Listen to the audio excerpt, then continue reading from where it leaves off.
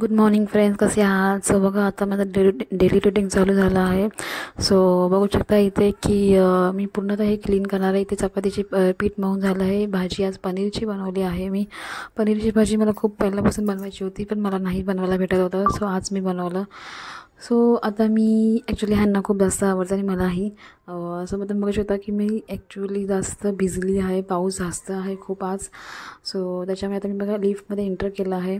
So आज खूप भूक लागली होती म्हणून मी इडली केलं. नाश्ता मी घरी नाही केला. सो आज मी पनीरची भाजी, चपाती आणि थेपले होते. तर आज माझं बाहेर खूप काम, म्हणजे बाहेर थोडं काम होतं. सो मी बाहेर आली होती. बघू शकता की पाऊस येऊनच गेला होता. तो बघा मी मार्केटमध्येच आहे इथे. तो बघू, आज आमची ॲनिव्हर्सरी आहे. 3 मंथ्स आम्हाला पूर्ण झाले आहेत.